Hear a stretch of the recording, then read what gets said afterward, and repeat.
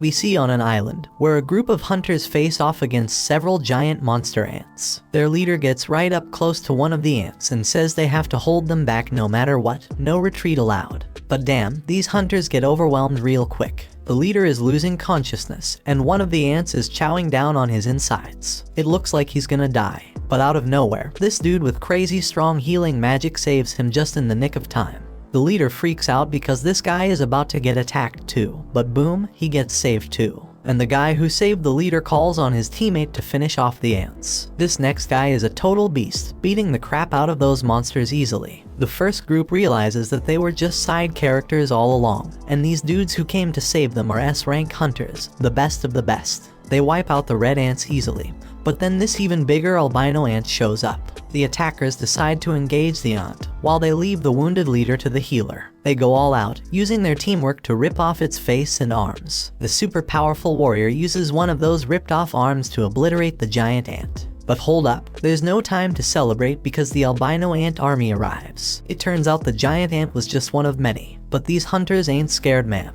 The mage guy powers up his lightning, and the brute dude goes into full-on Hulk mode, ripping his clothes apart with his massive muscles. You can see their crazy fight from the city, where this other guy named Choi is relieved they made it in time. Choi's got his hands full because the city's got a serious ant problem too. But he handles it like a boss and lights it up with some serious flames, leaving only the colorless ones. And he's got a team of exterminators to help him out. We then learn that over 10 years ago, portals that could connect to a different dimension suddenly appeared in the world. And guess what? All types of monsters come from the portal. Only folks with special powers, called hunters, can fight them off. The hunters are ranked based on their magical abilities, from S rank being the highest to E rank being the lowest. But here's the kicker, once their powers awaken, they can't get any stronger, no matter how hard they try. 3 years have gone by, and that construction site is now a dungeon raid spot. We see this dude grabbing some drink before he heads in, and one of his friends calls out to him. He's surprised to see him there since he heard that Park quit being a hunter. That was true, but then the economy smacked him in the face after his wife got pregnant a second time.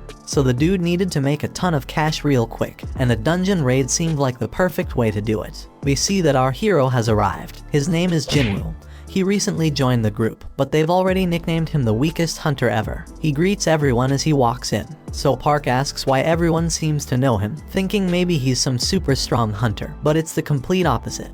Jinwoo is known as the weakest hunter ever. He managed to get himself injured and ended up in the hospital in an E-rank dungeon. They might as well create a new rank just for him, like an F rank, because he's that weak. But here's the thing, his reputation as the weakest works in his favor. If they call him in for a dungeon raid, it means it's probably gonna be a piece of cake. Jinwoo heard every word they said about him, but he couldn't deny it because it was true. He's just that damn weak. This woman named Juhi calls him out, and it turns out Jinwoo knows her from a previous mission they did together. But forget the greetings, she's more concerned about his latest injuries, and asks him what the hell happened this time. They sit down, and Jinwoo explains the embarrassing fact that he got injured in the lowest ranking dungeon. And get this, the team didn't even have a healer with them, because they didn't think any hunter would be dumb enough to injure themselves there. But they didn't take into account Jinwoo Dumbass' existence. Juhi gets pissed on his behalf, but Jinwoo already knows it ain't their fault. It's his damn fault for being so weak in the first place. It's time to enter the dungeon, and they're all about to head in.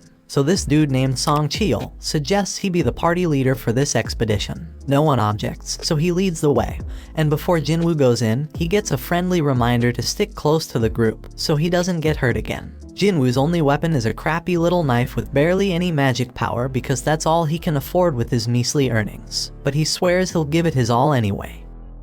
In another place, there's this president of the Hunters Association named Juhi. He just finished a meeting with the government. They warned him about something called dungeon break that they needed to avoid. However, these same people demanded that they get the goods obtained from the dungeon. The members of the association make their living by selling the stuff they find in the dungeon, so Juhi doesn't have a problem with that request. The crystals they get from defeating magical creatures are called magic gems, and they sell them for money. Now let's go back to Jinwoo. Somehow, he managed to get his hands on a magic gem. Of course, he's thrilled about finally getting one, but he quickly has to defend himself against a goblin. When Jinwoo attacks the goblin, Jinwoo's blade shatters to pieces. The goblin stabs our hero, and instead of fighting back, Jinwoo just stands there screaming. Luckily, the big guy from earlier rushes past the useless girl and saves Jinwoo. While she heals him, Jinwoo can only watch as the rest of the team does all the work. We then find out that magic gems obtained from high-ranking magical creatures can be used to make more powerful weapons to defeat even stronger creatures. Mana crystals from the dungeon can also be used as weapons, but they're not nearly as effective as the magic gems. The government wants to use these items as a new kind of energy source. It's safer, more efficient, and causes less pollution compared to other types of power. It's like the perfect green energy, and the government is desperately researching how to generate electricity from these gems and crystals. Since these items can only come from the dungeon, hunters become incredibly valuable. Meanwhile, back in the dungeon, the team celebrates their victory after defeating the dungeon boss. Jinwoo must be the weakest person ever because he took a beating and Jinwoo is still healing him. She wonders why he even became a hunter if he's always getting injured, and thinks he's gonna meet his end one day. Jinwoo apologizes, but his words don't mean much and she's just worried about him. Everyone gets their share of the spoils from the battle, but there weren't many mana crystals, so they won't make much money. Jinwoo starts to doubt himself and feels disappointed to have only gotten a measly E-rank gem. He starts questioning if it's even worth risking his life for. One guy on the team calls everyone's attention to a huge hole, and they all gather around to figure out what the heck it is. Looks like a cave, but they're in a dungeon, so it's more likely to be a double dungeon. It's rare, but they've heard of it before, and their suspicion is confirmed, because they've already taken down the dungeon boss, yet the place hasn't started closing like a regular dungeon would. It seems like there's more loot to be grabbed deeper inside. Now Song Cheol tries to be the voice of reason and suggests that they follow the normal protocol by informing the association about the double dungeon and following their instructions. But the team ain't down with that idea, because it means giving up all the untapped loot that's probably waiting for them down there. Then this guy Park says it's just an F-rank dungeon, and then he brings up his wife and kid, talking about how he needs to make more money to support them. Song Cheol gets the point they're trying to make, but he wants to hear everyone's opinions before making a decision. Each team member chimes in with a mix of approval for venturing deeper and the realization that this is a clear death trap. In reality, 6 voices are answering to go to the cave, while 6 voices want to turn back. That means someone needs to break that tie, and the only one left who hasn't voted is Jinwoo. The decision is left up to him, and he knows damn well that a D-rank dungeon is insanely dangerous for him. But with his father missing, he's the only one in his family who can earn any money. He's already burdened with a ton of financial responsibilities. His mom's in the hospital, and his sister needs to go to college, so he can't stay broke forever. So he decides to go into the dungeon. Elsewhere, in the lab, where people are getting tested for their magical powers. In the waiting room, the others are ready to recruit any promising new hunters. This ranked hunter Choi has told his people that regardless of age or gender, they're getting recruited. Meanwhile, some thieves snatch a purse and get ready to run over a girl who's in their way. This girl fearlessly snatches the purse back from those guys without even blinking. It's like it's just a regular day for her. This girl is Cha-hee, the famous S-rank hunter. She's a celebrity, but she can't handle all the attention. Her fans go crazy over her, and she makes a super dramatic exit. Back in the dungeon, the party has been walking for 40 minutes now, and they haven't found anything valuable yet. And the portal to a dungeon closes after an hour, so they only have another 20 minutes before they're out of time completely. Jinwoo says sorry to Joo-hee for making her come along because of his vote, but she's more pissed about how he doesn't worry more about his own life. If he had been stabbed just a bit higher, he'd be dead. And on top of that, she had a hard time healing his hands and feet. She keeps scolding him, and he realizes that it's only because of the B-rank healer that he can survive. Jinwoo feels sorry, so she suggests that buying her a meal would be a good apology. Our boy is taken aback by her forwardness, but before they can continue their discussion, the team discovers the boss's room. It's unusual to find such massive doors, so something feels off. Kim refuses to leave empty-handed and is determined to enter, with the others joining him.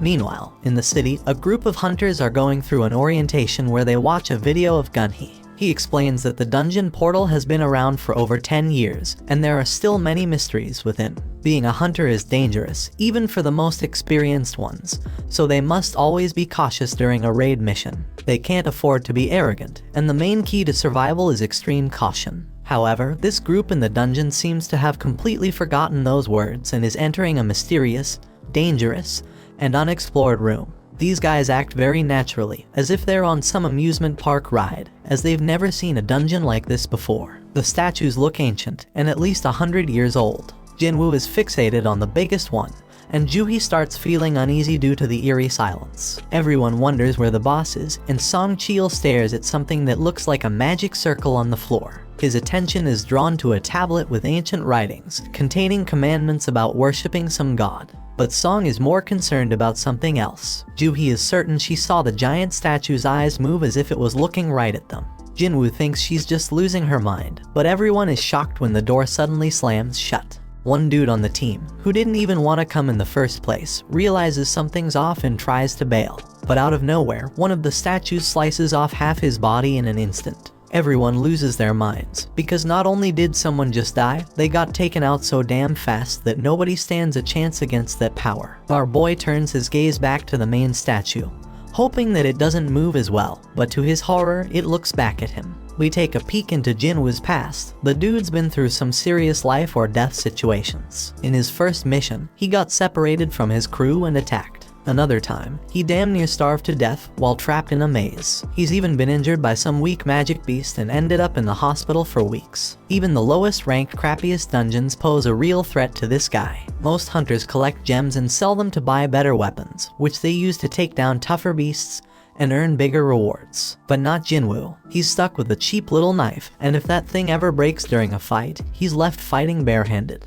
His clothes are all raggedy with holes in them. He constantly gets mocked by others. He is stuck in this dangerous job that barely pays the bills. His only way to survive is by finding clever tricks and studying every little detail around him. Fast forward to the present, Jinwoo senses the danger oozing out of the giant statue, but he can't warn the others in time. That giant shoots out a massive beam from its eyes, causing chaos and destruction. The team is freaked out, unable to wrap their heads around what's going on. Joohee's trembling in fear, and his buddy Jinwoo is wondering how the hell things ended up like this. They're trapped with no way out, and even if Jinwoo gets lucky this time, he knows deep down he's gonna end up dead sooner or later. But our boy wished to catch the One Piece episode before he died. Song Chil tells everyone to stay put because the statue will strike again if they move. Jinwoo is too terrified to move, and Song thanks Jinwoo for his earlier warning, when he shouts for everyone to get down because he saved them all. Song is a seriously tough dude, and Jinwoo is shocked to see that he's missing an arm. Jinwoo needs to stop the bleeding for him because Joohee is freaking out and can't handle the pressure. She's a B rank healer, but her fearfulness limits her to easy raids only. Song has been on plenty of B rank raids himself, so he can tell that this statue isn't a rank, or maybe even an S rank. The tablet had some stuff written about praising God or facing consequences, so Jinwoo figures that this statue must be the god it was talking about. We then find out that 10 years ago, these gates started appearing all over the place, and brought about all sorts of supernatural stuff. One result of this is people awakening special powers called hunters. Their job is to take down monsters in the dungeons, and once a hunter's power awakens, it stays the same.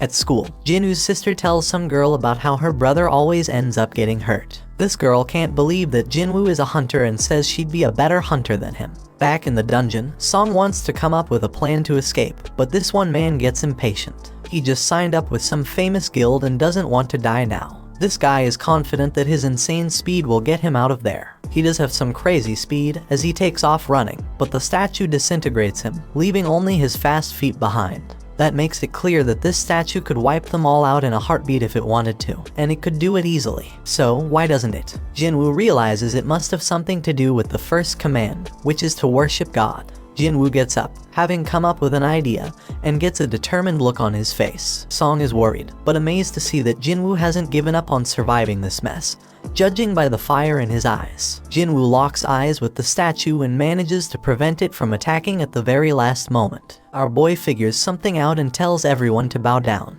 Jinwoo thinks that if they show some respect to God by keeping their heads low, these freaky statues won't attack. Now everyone else is too damn clueless to come up with a better plan, so they all start bowing down to the statue, scared as hell, hoping this will save their sorry asses. But things get terrifying when the statue makes a terrifying face, moving mutton chop despite all the advice, and gets all pumped up because the statue ain't attacking anymore. And guess what? Everyone follows his dumb lead. But our boy he's say there's more to this crap. Right then, the statue makes a crazy move and stands the hell up. Now the supposed leader turns to Jinwoo, hoping he's got a plan. But damn, our boy doesn't, but for the fact that they can't break the commandments set by the tablet. The second commandment says they gotta praise God, so this brave dude with long hair steps up and starts praying to the damn thing. Everyone thinks it's working as the monster slows down, but Jinwoo knows better and reveals that the dude's words don't apply to this god. But boom, the statue stomps the poor guy, and everyone loses their minds. It's straight up chaos. Some random girl gets crushed, and everyone decides it's best to scatter. Park's thinking about his family, and how he can't leave them fatherless, but he makes the wrong move and gets sliced up by another statue. Meanwhile, Jinwoo's hauling ass with Juhi, racking his brain for a way to praise this messed up god. I mean, this monster's practically the devil, so how the hell do you come up with something to praise about it? But our hero knows he can't just ditch Juhi because everyone around them is dropping like flies. Jinwoo's freaking out, searching for any damn clue. He's checking out everything these statues are holding. Then he gets an idea and tells everyone to head to the statues that are holding instruments. So everyone follows his lead, and it becomes clear that these statues don't attack. Instead, they start playing their damn instruments. But when our boy gets to his statue, it's not playing any music, so he figures it doesn't work with two people. Jinwoo leaves Juhi behind, and that statue starts playing its tune. He hauls ass to find his statue, but damn, he nearly gets crushed. And then someone screams because Jinwoo's landed his sorry ass in front of the wrong goddamn statue. It slams its shield right on top of him, and Juhi goes nuts, screaming for Jinwoo. Our boy is still kicking, but he's in really bad shape, determined as hell not to give up. But damn, that giant's ready to finish him off for good. Jinwoo ain't ready to bite the dust, though even as that massive mofo stomps its foot down our boy. But guess what? Just in the nick of time, a statue starts singing, and we see Jinwoo made it to that statue just in the nick of time. He finally gets what it means to praise God, and the giant statue takes a chill pill and sits its ass down. Jinwoo tells Juhi he's fine, but she's shocked to see his foot ripped off. He tries to assure her he'll be alright, but she ain't having it. She's dead set on healing him, but her own body starts giving up on her. Everybody's in shock seeing how that goddamn raid went straight to hell. Some dude even tells Song that losing his arm was karma for leading them down this messed up path as their leader. Others think that's a bit too harsh, but Song takes full responsibility. But Jinwoo's way smarter than all these fools, because he knows there's no time for fighting because there's still one commandment left. Right then and there, the giant raises an altar smack in the middle of the room. Jinwoo knows them well from the legends, where they're used for offering treasure and sacrifices to the gods. The third commandment was all about proving your faith in God. Kim figures the sacrifice gotta be someone's life, and he couldn't think of a better candidate than their leader. They've all seen their teammates die, and Song's the one to blame. So Song steps up to that altar, but Jinwoo points out it ain't all his fault, since they all voted to come down there. Then fire pops up as Song approaches the altar, and he asks Jinwoo if there's something else he gotta do. Our boy, being the smartest and bravest of them all, asks the others to help him get to the altar so he can check it out. Jinwoo ain't thinking nothing bad's gonna happen to them, so they get him there, and what do they find? And they find that more flames appear. Song keeps pressing Jinwoo for answers, but he ain't come up with any yet. Song explains the gate's been open for a whole damn week, so the statues are about to start moving again before anyone comes to rescue them. Jinwoo remembers how it takes a full 7 days for a gate to open wide open, and that's called the dungeon break. When that happens, their beasts can cross over to our side. The main goal of these raids is to defeat the dungeon boss and shut the gate down before that time's up. So if they can't beat this boss right now, that damn giant's gonna come barging into our world, and that shit's straight up terrifying. Back in their world, Jinna goes to see Jinwoo's mom, and they start chatting. But damn, their mom is in really bad shape. In the dungeon, Jinwoo tells the scaredy cats of the group to come over to the altar. He predicts that they need a flame for each person. Once they do it, more flames pop up, and the damn door opens wide. They're all freaking out, thinking it might be a trap. And to their surprise, the other statues start moving towards them. Everyone is panicking, but Jinwoo keeps his cool and starts analyzing the situation. This freaking genius is something else. He tells everyone to keep their eyes on the statues because they won't move if we're watching them.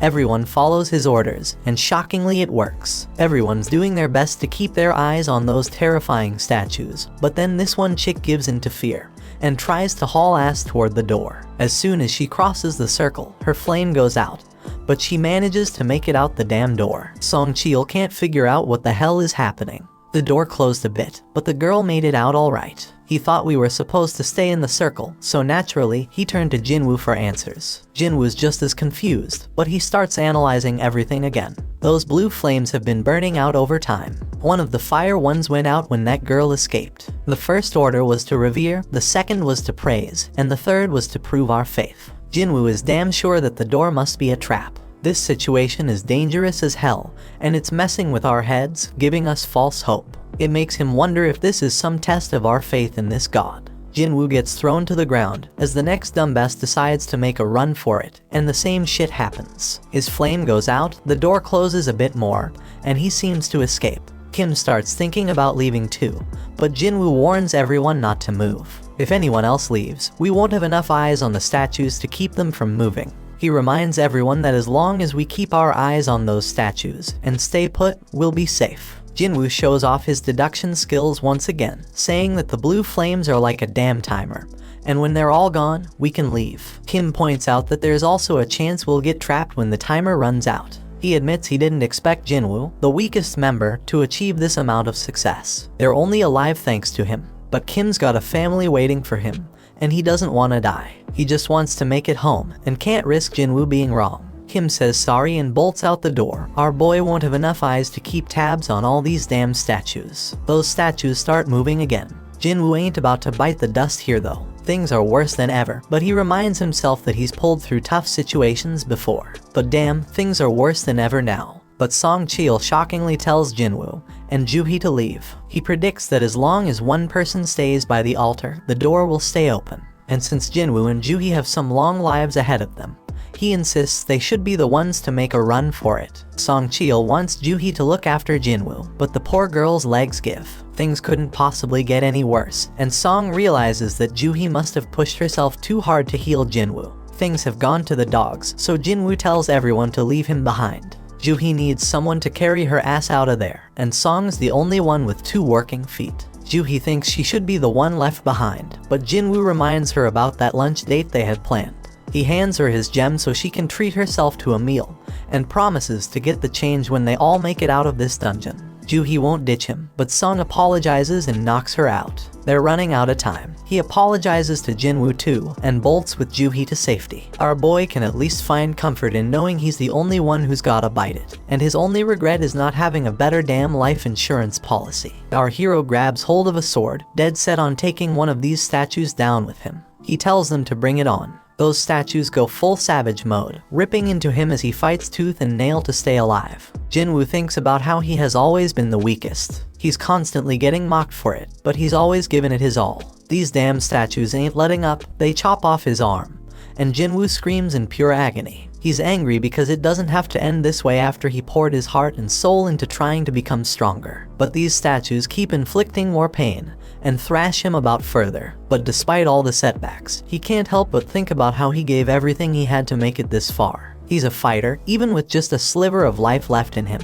He's got this burning desire to let out a scream of pure anger, but he can't even do that as he is stabbed through the chest. Jinwoo's on the brink of death, but you can feel the rage coursing through his veins. He starts reflecting on how the first few people who ran away were just weaklings. They claimed they couldn't handle it anymore, but deep down, they were just selfish. Those fools were only looking out for themselves, and it's always the most selfish jerks who end up benefiting the most. That thought fuels Jinwoo's rage even further. He's got a family too. All he wants is to make it back home alive, just like those lucky ones before him. The pain is unbearable, and he starts wondering if it's a good thing that he's the only one who has to die. In his battered state, Jinwoo's mind starts wandering, and he realizes what a hypocrite he's been. He's struggling to catch his breath, desperately clinging to life. He doesn't want to die, but the final attack comes crashing down on him, and our boy wishes he could have one more shot. And just when it seems like it's all over, the final blue flame goes out, and this mysterious notification pops up out of nowhere. It turns out he's completed some secret quest called Courage of the Weak. It's offering him the opportunity to become a player. The catch is if he doesn't accept, the player's heart will stop in a fraction of a second, so no choice, and he hits that yes damn button.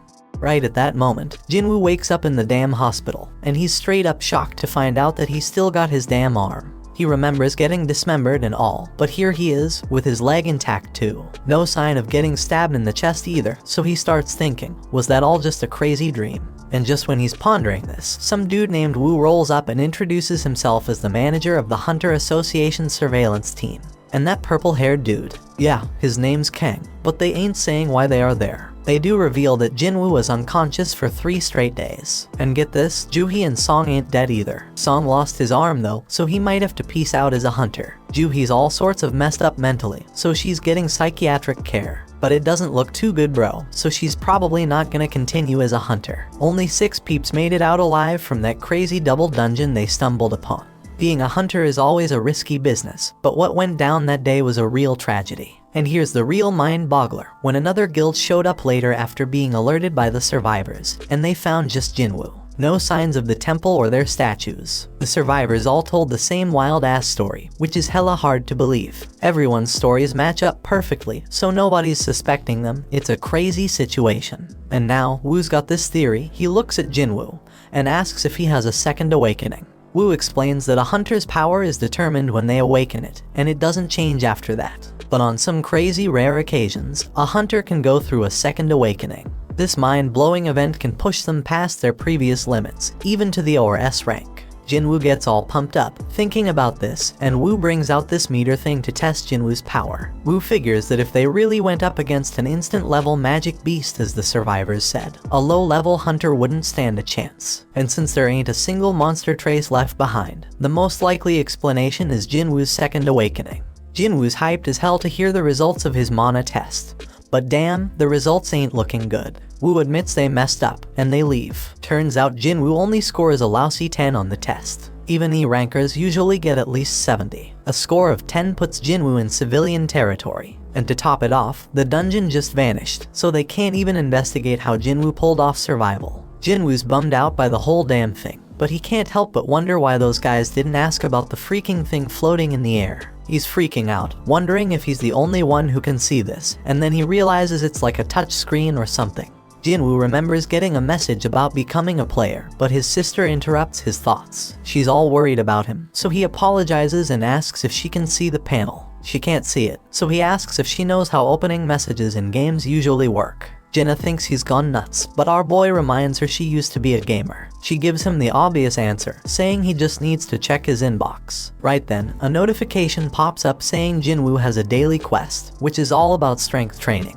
After Jinna leaves, our hero opens up a ton of these panels. They explain that the system is there to help the player get better, and if he doesn't follow it, there's gonna be consequences. They've also sent him some rewards, but Jinwoo has no clue what any of it means. Jinwoo accepts his daily quest, which sets out a bunch of goals like push-ups, sit-ups, squats, and running. But if he fails to complete the quest, he's gonna get penalized. Jinwoo starts wondering if this whole thing's a joke since he's stuck in the hospital and ain't got no energy for any of that crap. Outside, Woo tells the chairman that Jinwoo didn't have a second awakening. The whole incident's still a mystery, so they gonna mark it as a special case and look into it more. Meanwhile, Mr. Choi tells Cha-hee that she gonna be part of a B-rank raid as an instructor. This raid's gonna test and train the recruits, and he can't think of a better instructor than her. Cha-hee doubts her teaching skills, but Mr. Choi tells her to just fight like she always does, and everyone gonna learn from watching her. He goes on to explain that the Hunter Guild is one of the top 5 guilds in the country, but they ain't nothing special on the international stage. Hunters can't level up on their own, but they can improve their collective combat skills. Somewhere else, another gate opens up, and the observers are all like, damn, when are the hunters gonna show up?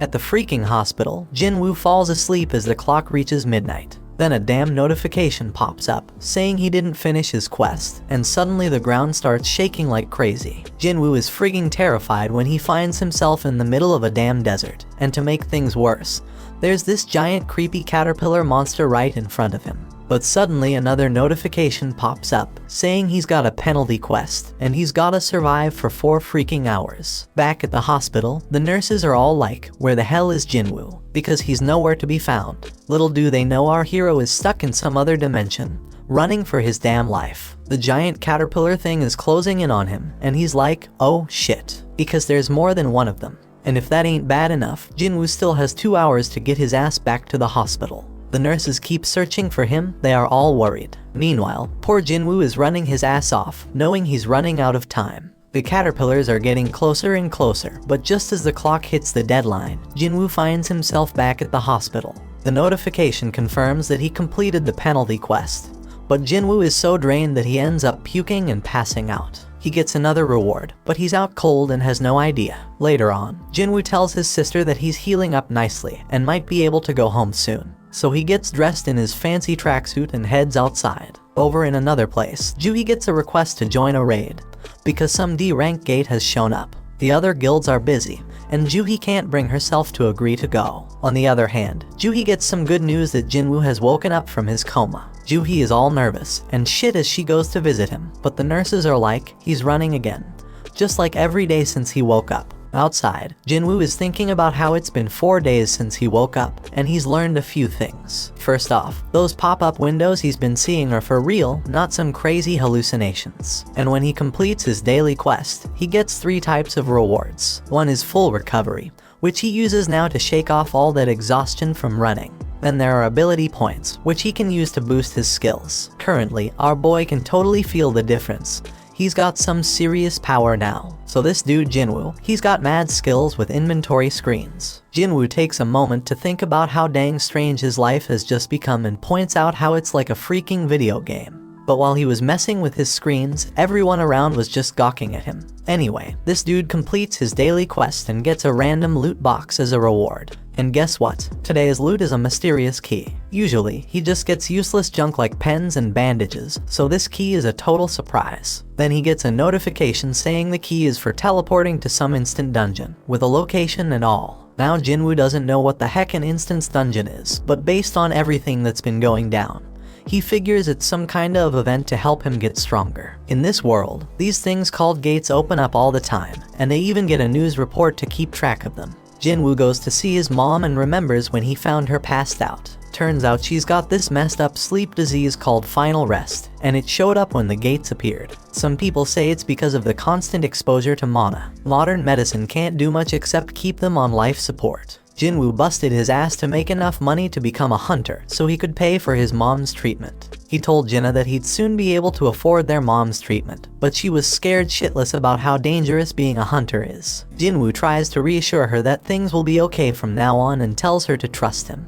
But damn, it's clear that he's useless in a fight, and he ain't getting nothing from the rewards because of it. But things are different now. Jinwoo's putting in work to train his body, pumping all his ability points into strength. He even shows off an apple that he's crushing to show his progress. This dude's dead set on getting stronger and ain't taking no shit. So he heads to the location from the key notification, fully prepared for whatever's coming.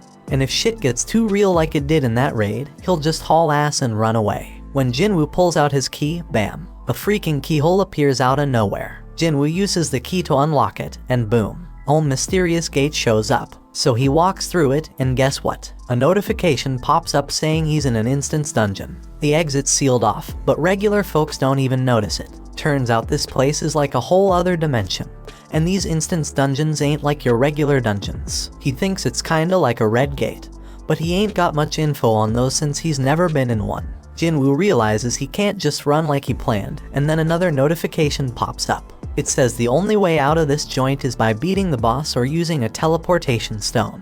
Jinwoo's couldn't even take down an E-rank beast before, and now I gotta clear a whole instance dungeon all by myself. He wonders if he's really up for it, but he figures he ain't got no choice, so he starts making his way through.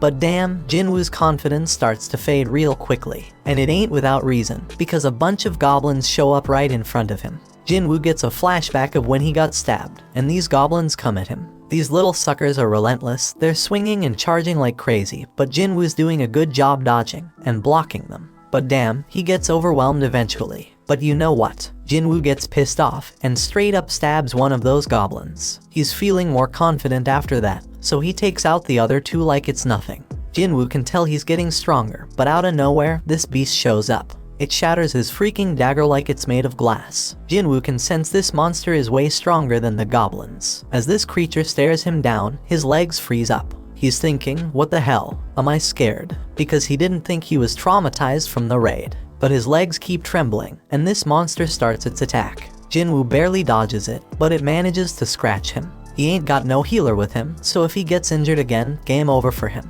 This monster lets out a howl and charges straight at Jinwoo.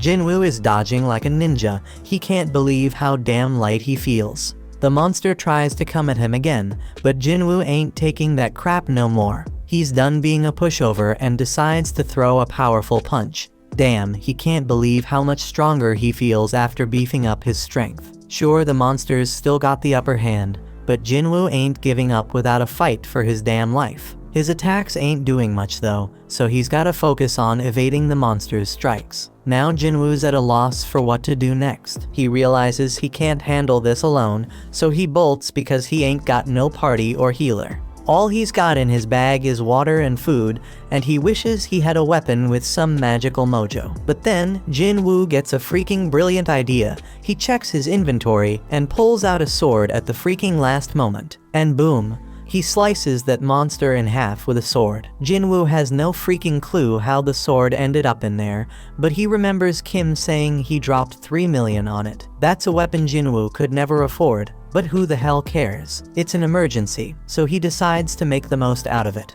The pain from the fight is starting to fade, but then 2 more of these damn monsters show up. Jinwoo ain't scared anymore though, because he got his weapon. But damn, the sword gets stuck. He's panicking, desperately trying to yank it out while the monsters close in. Just in the nick of time, he manages to free it. Jinwoo kicks one of the wolves away, but damn, the other one's got some steel fangs. He kicks that sucker and tells it to find something else to chew on because he just got his sword. He takes down that monster, and now there's only one left. But Jinwoo's like, these things ain't nothing compared to the giant statue. Now all Jinwoo's gotta do is act tough, and the remaining wolf runs off like a scaredy cat. When he finally gets a break, Jinwoo realizes he's reached level 2, something that never happened with his daily quests. He figures it's because this was real combat, and he realizes all his stats go up by 1 when he levels up. So he gets 5 points from real combat, while daily quests only give him 3. Fighting is more efficient, no doubt about it. He ain't sure exactly how much 1 point makes a difference yet, but Jinwoo's certain that strength is the most important stat of them all. He's got it at 32 now, and he feels like he's walking on air. He thinks the higher his base abilities grow, the more points he'll gain. Our boy is more fired up than ever now that he's found a way to get stronger. So he goes to check the beast for essence stones, but damn, he gets items instead. Like in games, Jinwoo figures this dungeon, and the magic beasts inside are different from the ones in gates. And guess what? He's shocked to find out his system has a freaking shop, but his level is too low to buy anything. At least he can sell stuff though. The dude manages to get 20 gold from a tooth. Jinwoo ain't sure how much that's worth, but he remembers he's in an E-rank dungeon, so it probably ain't much. Now Jinwoo's thinking about what he's gotta do next. He can't bounce until he beats the boss, and he ain't got a clue where to find a teleportation stone. To make things worse, if he stays too long, he'll run out of food. He knows damn well he can't take down a boss right now, even if it's just E-rank, so he's wondering if he should level up first. Right then, Jinwoo's mind gets blown when a whole pack of wolves shows up. Jinwoo tells himself not to be scared because he already knows what dying feels like. This time, he charges straight at them wolves and starts slicing them up like a meat. Jinwoo promises he ain't going down easy, but he knows them wolves ain't gonna give up either. This dude's getting a little crazy because he wants the fight to last and be intense. He just wants to get stronger, so he's gonna follow all them ridiculous rules from the system. Jinwoo chops through all the monsters and notifications pop up everywhere like crazy. When he's done, he gets a final notification saying he's now the wolf assassin. Outside, some folks walk by a portal, and they wish the damn city would do something about it already. Inside the dungeon, Jinwoo's dead tired, and he realizes his sword's about to give out. Just then, he gets a notification explaining the perks of being a wolf assassin.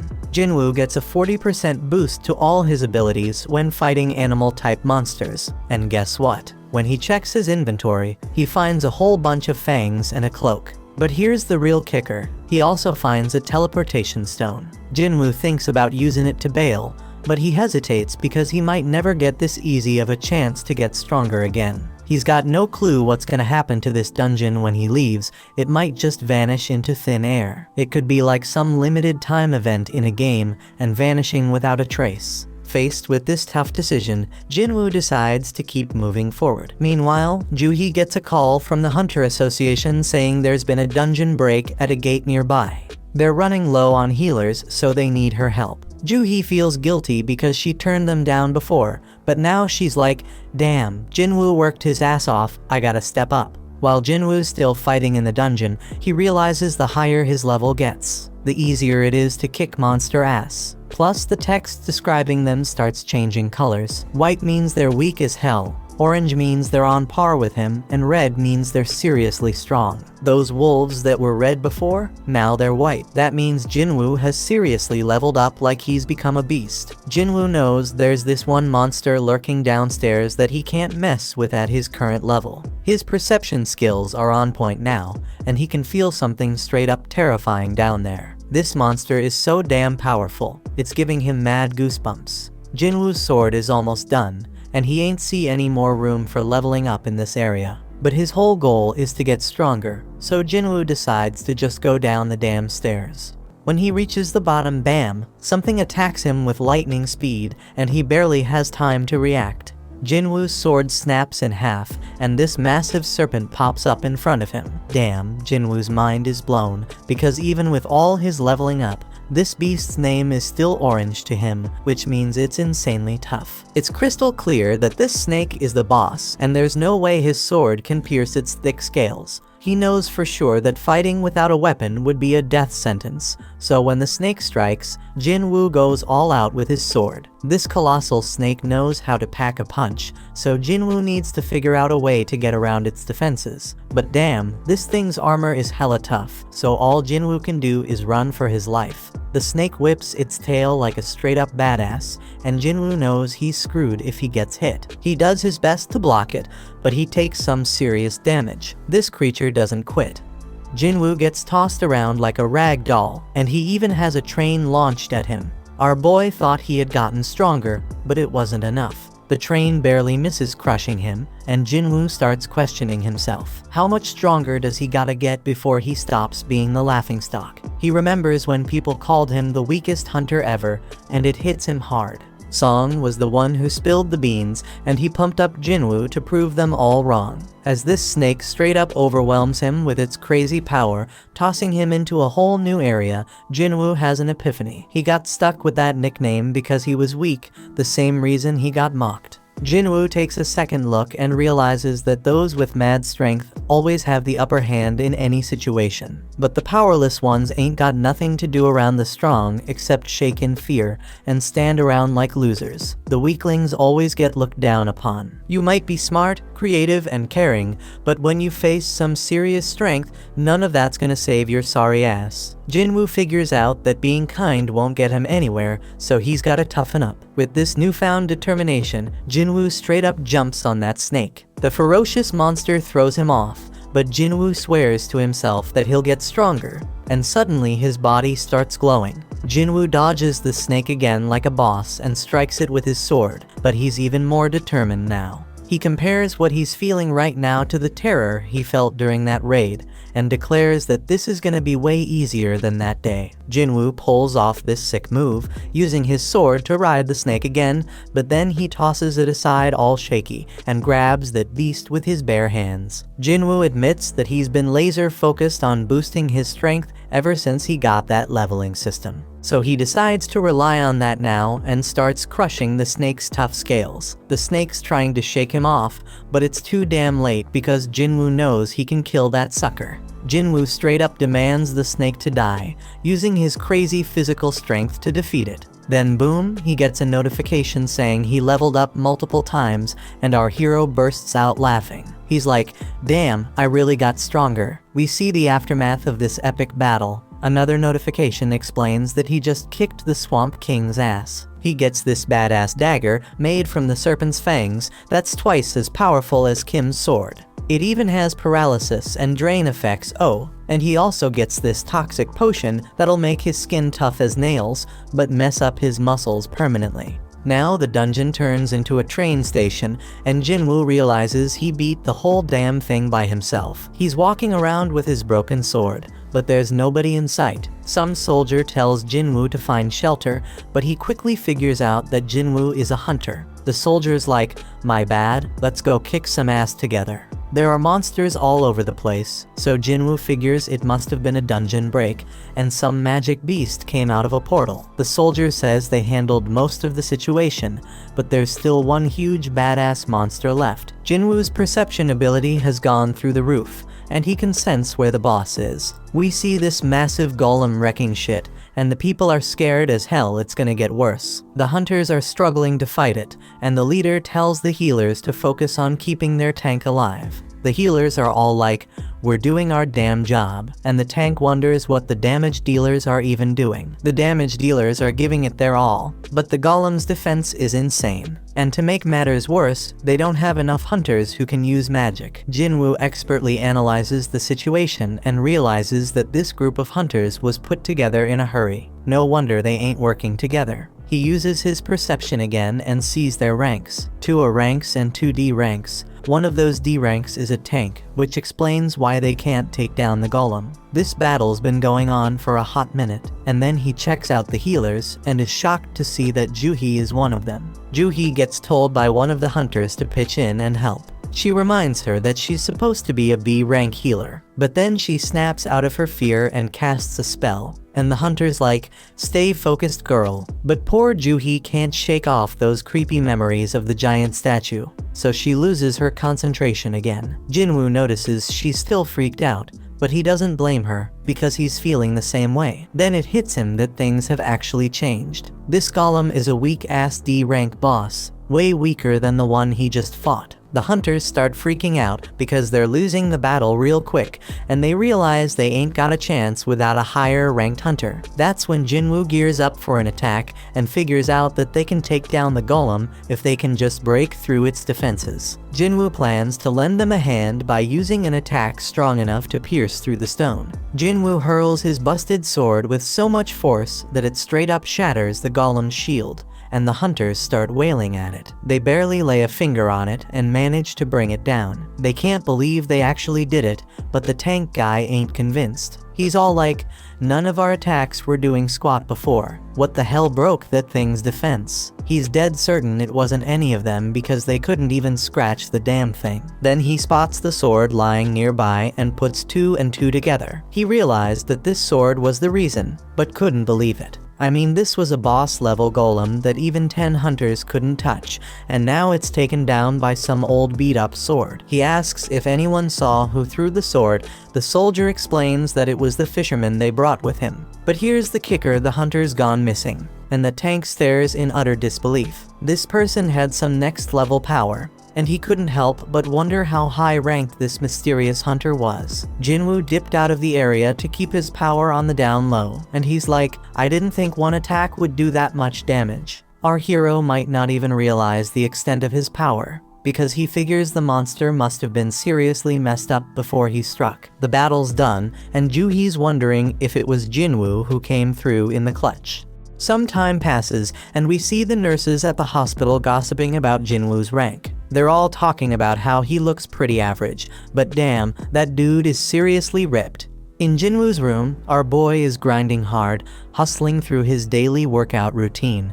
These thirsty nurses won't shut up about him. They can't even believe how fast he's transformed. One poor nurse straight up falls for Jinwoo when she catches him post-workout, and she can't stop staring at his ripped body. Today's the day Jinwoo bounces out of the hospital, so this desperate nurse asks for his digit. But Jinwoo ain't all there yet, still stuck on the fact that he thinks she just wants to send him test results after he's released. On the news, we catch up with Beak, that S-rank hunter who took down the giant ants. He's one of only 7 S-rank hunters in the country and gives us a glimpse into the life of a top hunter. He breaks it down, saying he's gotta train like a beast every day when he ain't raiding dungeons. Even the smallest mistake could lead to his buddies getting hurt, so he gotta stay sharp, no doubt. Gina notices that Jinwoo is now seriously ripped and has even grown taller. Jinwoo reminds his scatterbrained sister to grab an umbrella for school and sees her off. When he's alone, Jinwoo figures he can hit his run later and wonders if these fresh gains are because of his boosted stats. He figures if he keeps this pace up, he could become a massive bodybuilder. Jinwoo starts thinking about where to allocate the new stats he just got. Dude's sitting at level 18 now. He's now level 18. He knows that strength increases his damage, but he also knows it's pointless if he can't land a hit. Besides vitality, perception, and agility, he also got this intellect stat. He figures it's gotta be something to do with magic, but he ain't sure if he needs that. Jinwoo makes up his mind and dumps all his points into strength and perception. Right then, Jinwoo gets a call from his landlord, who's reminding him that he hasn't paid last month's rent. Lucky for our hero, he's gotten way stronger, and taking down goblins is a piece of cake now. That means making cash is easier, but there's one issue. To rake in the big bucks, he gotta tackle higher level gates, but ain't nobody letting an E-rank hunter through those doors. Jinwoo thinks about getting his rank reevaluated, but that's a huge risk. Reawakenings are mad rare, and ain't nobody has ever seen a hunter level up and keep getting stronger as he can. Jinwoo decides to keep his powers under wraps for now until he can defend himself and figure out more about what he can do.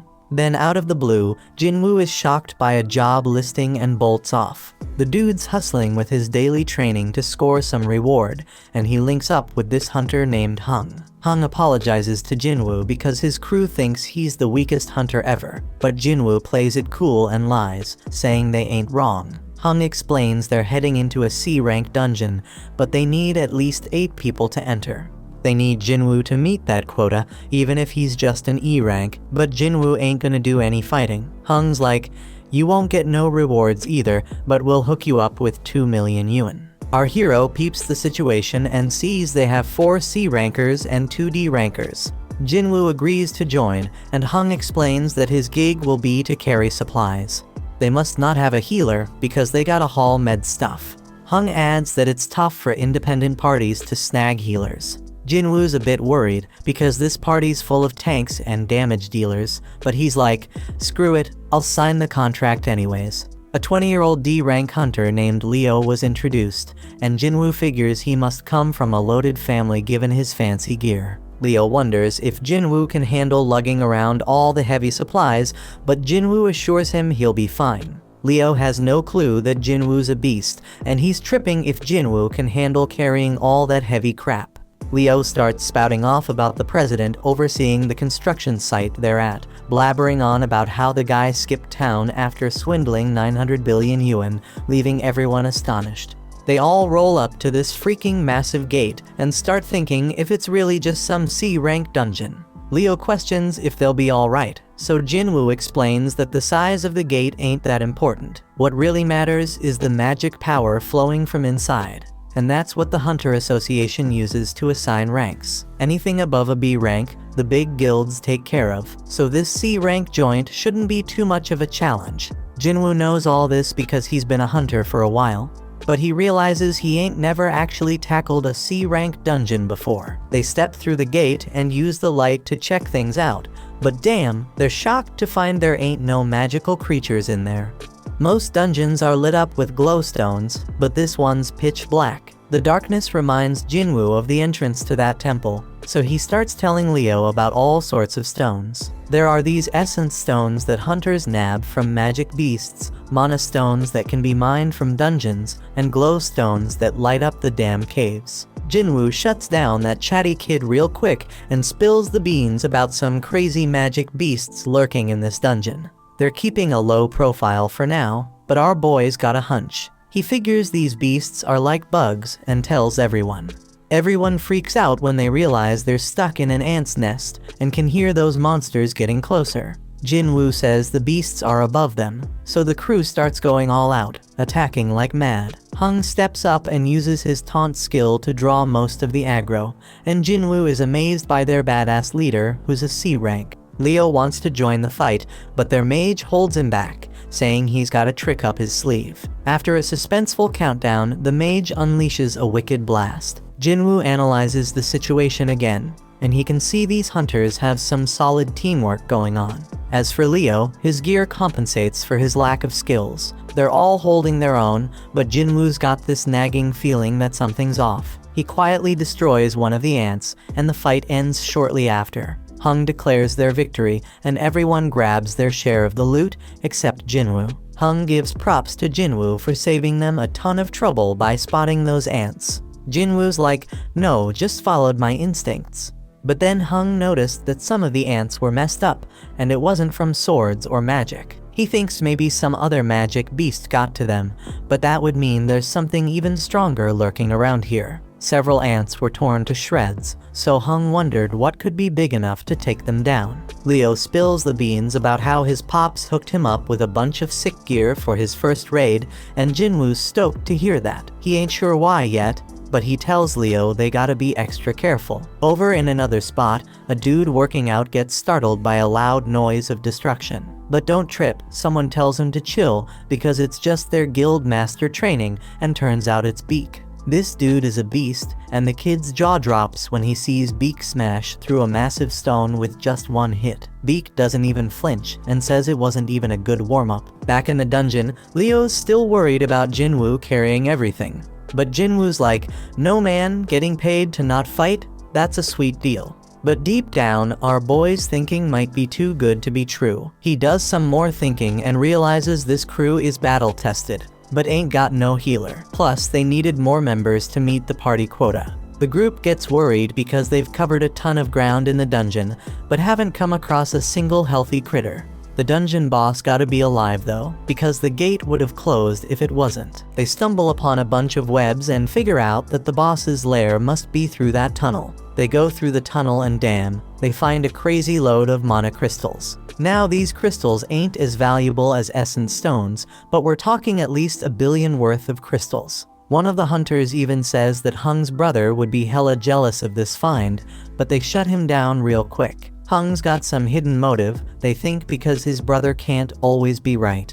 Hung ain't about to play second fiddle to his bro, so he's gonna use this massive haul as his own personal strike team training ground. Now Leo is the legal whiz, so he takes a look at Jinwoo's contract and spots something fishy. He tells Hung that the contract only says Jinwoo ain't getting a cut of the battle drops, but mana crystals ain't battle drops. That means they gotta split their findings 8 ways instead of 7. Hung all smiles and agrees, but he reminds them that the dungeon boss is nearby. They gotta defeat that boss to close the gate, so they gotta haul those mana crystals out before they take on the spider boss. Lucky for them though, the spider's snoozing. But Hung flips out on one of the hunters because they forgot to bring the transport gear. Hung tells Leo and Jinwoo to chillax while they go fetch the gear, and he assures them that the spider won't wake up unless something pisses it off. Hung points out that they're both newbies to C-rank dungeons and tells them to just trust his decision. He's got some business to discuss with his team, so they're gonna take a break too. As they leave, Jinwoo starts analyzing the situation again. He finds it weird that they ain't got any experienced folks to call in and help them meet their quota. From a good distance, we peep at how wicked Hung is. He straight up orders one of his crew to seal off the boss's chamber.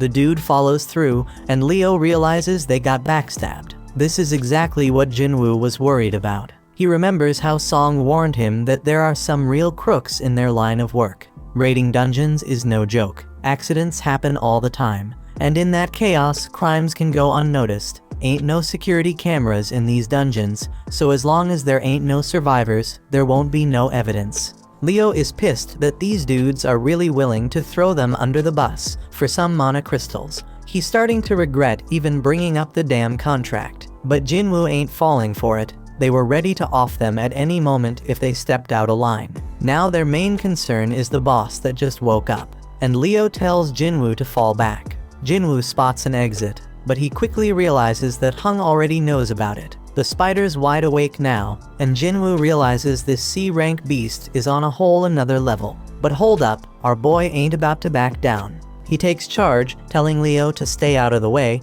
because he's gonna throw down with this thing. Jinwoo summons his weapon and declares he's gonna beat its ass. When Hung's crew bails out of that dungeon, the mage is all like, why didn't they just take out those 2 newbies themselves? But Hung explains they couldn't risk waking up the spider, because they needed snoozing to grab those sweet mana crystals. He ain't worried though, because some dude with 0 experience, and the weakest hunter ever ain't got no chance against that spider.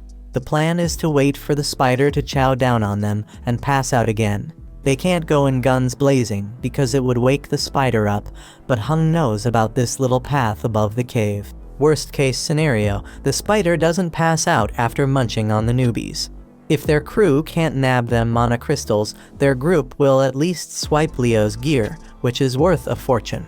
Hung and the mage both agree they can't take on the spider themselves, and Hung makes it clear the spider shouldn't be slept on. That boss is straight up deadly, and it's just a matter of time before those newbies get smoked. Inside the dungeon, Leo tries to talk Jinwoo out of fighting the boss, because only a B-rank hunter could take down a C-rank dungeon boss solo. Even an elite level C rank wouldn't stand a chance, so Leo thinks they should bounce and find a way out. Jinwoo recognizes that Leo's right. Even though he's had a second awakening and leveled up, he still sees himself as weak. The Golem and Venom bosses were both D ranks, so this spider is on a whole another level. Jinwoo can't explain it, but he ain't feeling any pressure right now. He realizes he must have gotten strong enough to not fear C-rank bosses anymore. He's at level 18 and straight up claims he's got a shot at taking it down. Once he starts attacking that spider, he's like, well, the real hunt begins now. Over in another spot, this big shot named Gotu, the president of the Hunters Association, is exhausted from being stuck in a bunch of boring meetings. His driver offers to spar with him to cheer him up, and Gotu can't say no when a young buck looks up to him. Back in that dungeon, Jinwoo realizes the spider's skin is hella tough. Its attacks pack a crazy punch, and if Jinwoo gets tagged even once, he's a goner for sure. Leo closely watches Jinwoo's movements and instantly figures out that this ain't how no E-rank hunter moves. He's wondering who the hell Jinwoo really is, and starts questioning if he's some fake-ass ranker. Only a handful of hunters can control their magic power enough to purposely get a lower rank. Them folks are called false rankers, and usually they're psychos who get a kick out of killing. Leo's starting to regret going into that dungeon, and Jinwoo realizes he can't even put a dent in that spider's tough hide. Jinwoo's fatigue is skyrocketing, and the dude needs to wrap this fight up real quick. His dagger's got some sick paralysis and drain powers, so he figures that's gonna be his ticket to victory. Jinwoo's gotta target the spider's weak spot with those moves, but damn, he's hella surprised when the spider busts out an acid attack. Jinwoo's gotta close the gap, so he decides to use a cool new skill called Dash.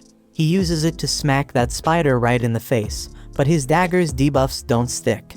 Jinwoo ain't one to throw in the towel though. He decides to keep wailing on that spider as much as he can.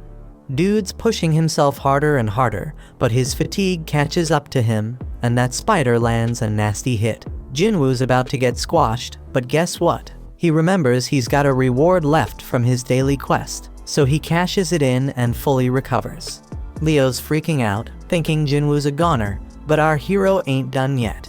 He lands another hit, and this time he straight up stabs that spider in the eye, getting those dagger debuffs going.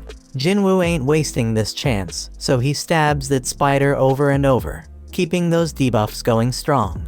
Eventually, that spider just can't take it anymore and goes down for the count. A notification pops up, saying Jinwoo just took down the dungeon boss. Jinwoo knows he got lucky not picking a reward before diving into that dungeon, because he'd be 6 feet under right now for sure. Leo's mind is blown, seeing Jinwoo take down a dungeon boss all by himself. He's more convinced than ever that Jinwoo's some kind of fake ranker. Jinwoo scores a gem from that spider, and Leo rolls up, offering to carry their supplies from now on. Leo straight up idolizes Jinwoo now, telling him to chill and take a break while he handles the mana crystals. Just then, Hung and his crew show up, and they're hella surprised to see the newbies still kicking. In a training room, Gotu straight flexes on Woo, showing off his mad skills by totally overpowering him like it's no biggie.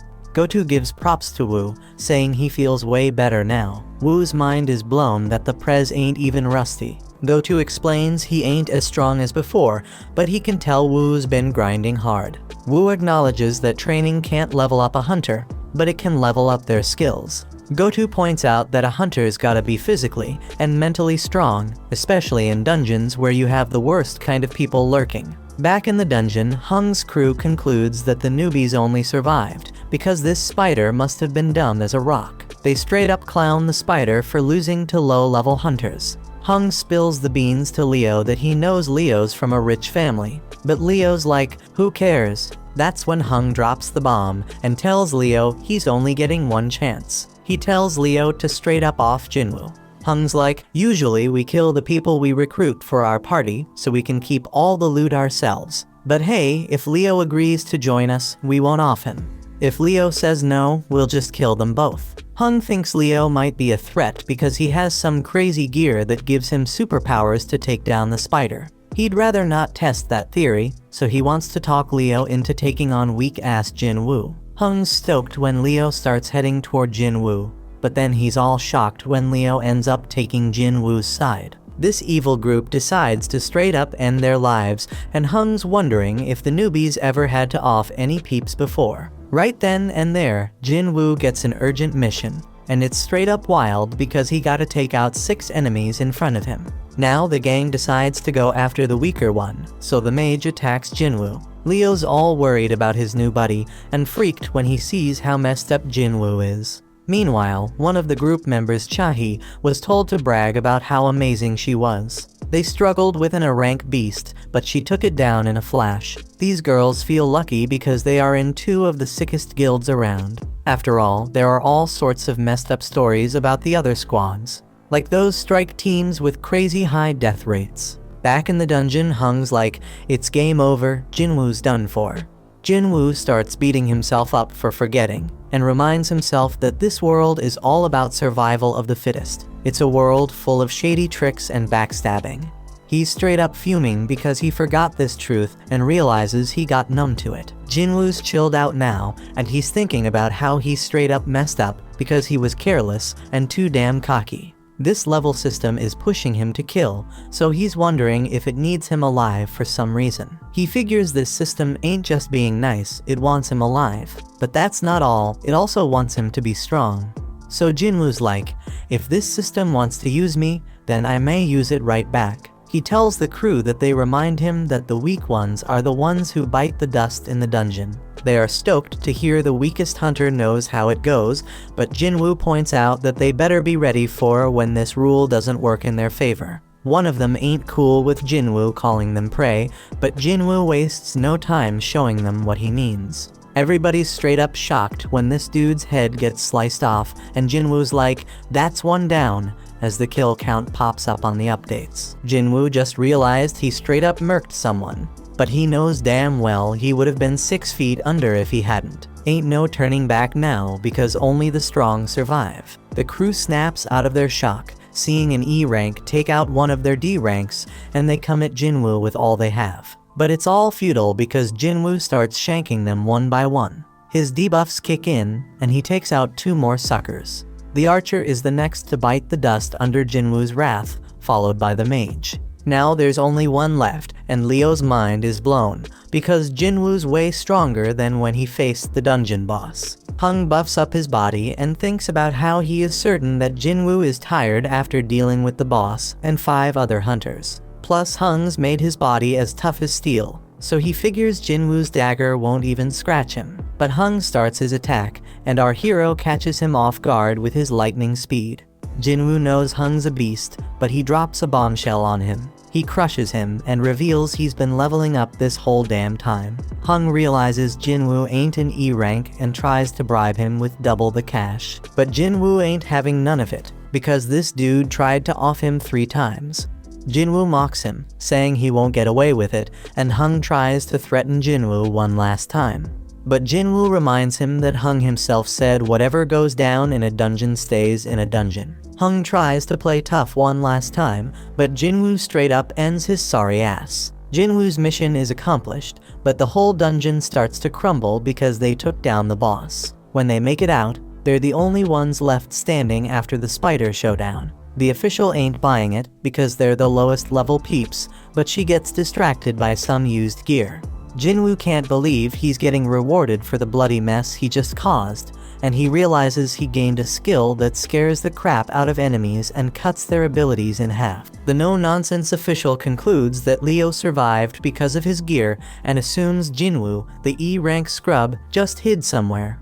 Leo gives props to Jinwoo for a job well done, and then it starts raining. Leo wonders if something's up, but the chill Jinwoo explains he's just happy he gave his sister an umbrella. Somewhere else, Woo gets told about this crazy incident where 6 hunters got wiped out. and only 2 of them made it out alive. It's pretty normal for hunters to dip when they're outmatched in dungeons, but he's hella surprised when he hears that these survivors actually took down the dungeon boss before bouncing. Woo straight up interrupts the dude before he can spill more, but then he gets hit with a bombshell. One of the survivors is none other than Jinwoo.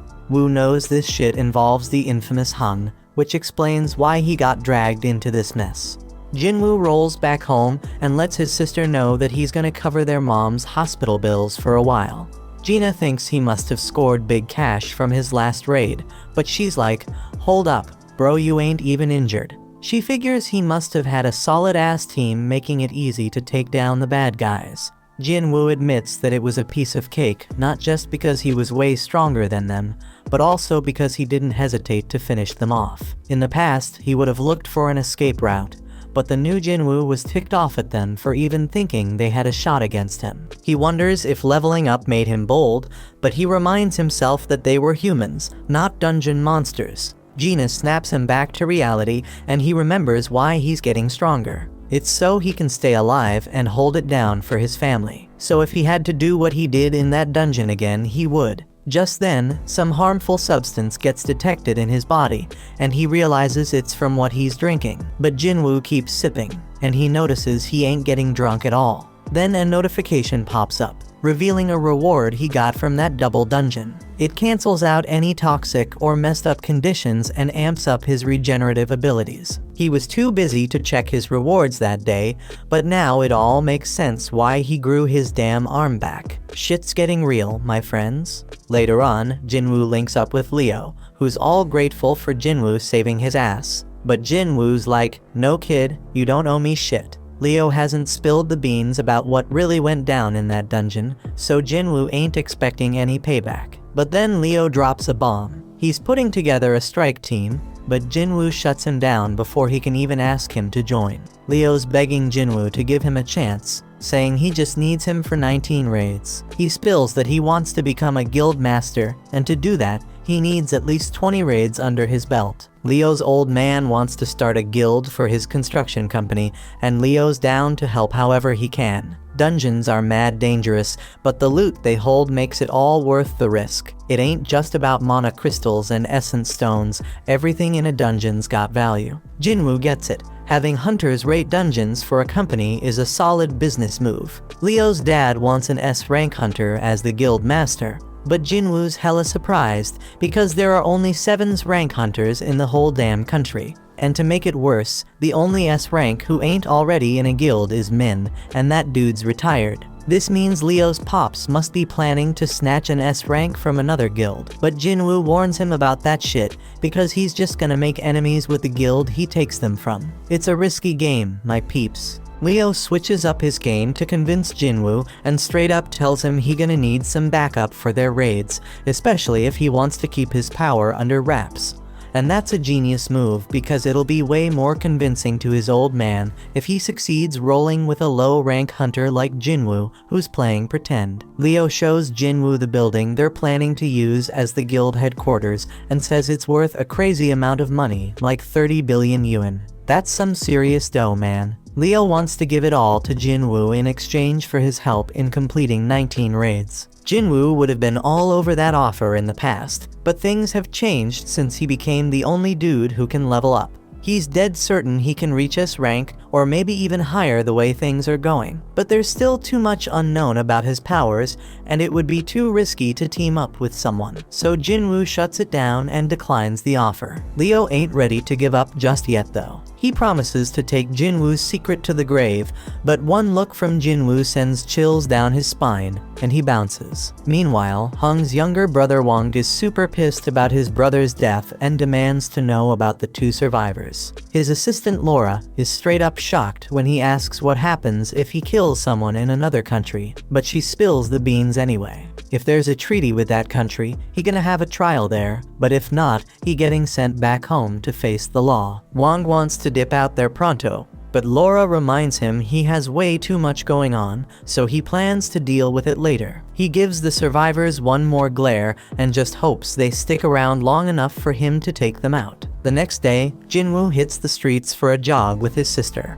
Jinwoo asks her what she'd do if she had a crazy 30 billion yuan, but she can't even imagine what to do with that kind of cash because it's too damn unrealistic. When Jinwoo's flying solo, he notices his system counter keeps ticking even after he hits his goal. Gina catches up to him, but he already made up his mind to test how far that counter goes, so he takes off running again. He figures out it stops at double the goal, and after trying out all the tasks, the daily quest goes undercover. The reward for this gig comes with some straight up random loot boxes, but there's a catch: one's blessed and the other's cursed. Jinwoo ain't playing around, so he decides to roll with the blessed one for the day, and boom, he hits the jackpot. Homeboy scores another key, and it ain't just any key, it's the key to the Demon King's castle, and it is an S-level acquisition. But hold up, because that ain't even the craziest part. This key comes with a bonus ingredients for something called the Elixir of Life. And let me tell you, that's exactly what Jinwoo needed, because this elixir can cure any damn illness. Jinwoo pays a visit to his sick mother, and he knows he ain't got no other choice. He heads to the location, uses the key to open the gate, and he knows damn well this dungeon gonna be tough as nails, on the same level as Jeju Island. Jinwoo starts wondering if he has what it takes to handle this danger, but when a massive gate appears in front of him, he ain't backing down. Inside, flames are engulfing everything, and Jinwoo ain't gonna front, he's scared as hell. But hey, he got his teleportation stone as a backup plan in case things go south. Just then, a freaking giant monster pops up right in front of him. But Jinwoo already made up his mind he gotta get stronger, and he swears he ain't dying in this dungeon. This monster has a red name, meaning it's way stronger than him, but Jinwoo has the advantage of being a wolf assassin. Our boy uses dash to close the distance real quick and starts wailing at the beast. But man, he barely does any damage, even with the bonus effects. Jinwoo tries to activate his murderous intense skill, but the debuff gets cancelled out. Our boy tries to hit the monster with his other debuffs using his dagger, but they get cancelled out too. This monster is straight up brutal as it tears into Jinwoo, and he's screaming in pain. Damn, homeboy did lose his arm, and his health is dropping like crazy as the beast straight up crushes him. He already lost a third of his life, but it gets even worse, because this beast unleashes its 3-minute rage skill, boosting all its abilities by a freaking 100%. The monster's attacks are coming at Jinwoo too quick for him to dodge, so he ain't got no choice but to use his full recovery reward to grow his arm back. But just when he thinks he's making progress and hurting the beast, turns out he's dead wrong, and he just keeps taking a severe beatdown. Jinwoo's HP keeps dropping as he gets straight up stomped on, but he manages to buy himself a bit of time by kicking dirt at the beast. And damn, his system keeps warning him like crazy, making it crystal clear that it doesn't want him to kick the bucket. The more this keeps happening, the more Jinwoo realizes this ain't your average reawakening. Jinwoo knows he is way over his head now, so he decides to bust out the teleportation stone. But out of nowhere, Cerberus shows up and knocks that stone right out of his hand. Jinwoo's in deep trouble now, because he only got a few more hits before he's done for. The dude's brain is working overtime trying to think of a solution, and just when he's about to lose hope, he remembers he got a shop in his system. He quickly buys 3 healing potions, but here's the catch: they only heal 100 health points each. The poison he gonna face from fighting the snake pops right up in front of him, and he realizes he has no other choice but to give it a shot. Jinwoo chugs that poison like a boss, so the system picks it up as a harmful substance and detoxifies it. It's a complete success because Jinwoo's muscles stay intact, and now he takes 20% less physical damage. Cerberus ain't playing around, and it lands a straight devastating attack on Jinwoo. But Jinwoo ain't giving up just yet, man. Homeboy declares he can still move, and guess what? The 3-minute timer on the monster's rage skill is up. The effects wear off, and now the damage Jinwoo inflicted on its eye starts taking its toll on the beast. Jinwoo seizes the opportunity and starts landing multiple attacks, finally making a dent in that sucker. The beast almost chomps him up, but Jinwoo somehow manages to hold it back. dude goes airborne, but that powerful monster smashes him right back into the ground. Jinwoo finds himself in a tight spot once again, with his health damn near depleted and Cerberus squeezing him between its teeth. But Jinwoo ain't done fighting just yet. He digs deep and keeps stabbing that beast, even as it tosses him around like a Zorro. Jinwoo keeps on attacking, pouring every ounce of strength he has into one final blow. And guess what? That's the knockout punch right there. Cerberus comes crashing down, and a notification pops up. It says Jinwoo has defeated Hell's Gatekeeper. Homeboy levels up several times and his wounds magically heal. Killing the Gatekeeper earns Jinwoo the key to the demon's castle. He figured that's what Cerberus was protecting, but then he gets hit with a mysterious notification. It's the recipe for the elixir of life, and it requires 3 ingredients found in the castle. Jinwoo's fight with Cerberus gives him a clear idea of his current strength, and he realizes something. If he were to venture into the demon's castle right now, he'd be 6 feet under for sure. Jinwoo concludes that he can't do it just yet, but he makes a promise he gonna come back real soon. After that, Jinwoo heads over to see his mom and wonders if he can really cure her eternal sleep disease. He ain't got none of the 3 things he needs for the elixir of life, but at least he knows where to find them. But damn, trying to enter the castle at his current level would straight up lead to his death. That's why he's gotta level up and get stronger, no doubt. To help with that, Jinwoo decides to roll with Leo on the 19C rank raids he was talking about earlier. Jinwoo's got one condition though, and Leo's hella shocked when Jinwoo says they gotta do the raids just the 2 of them.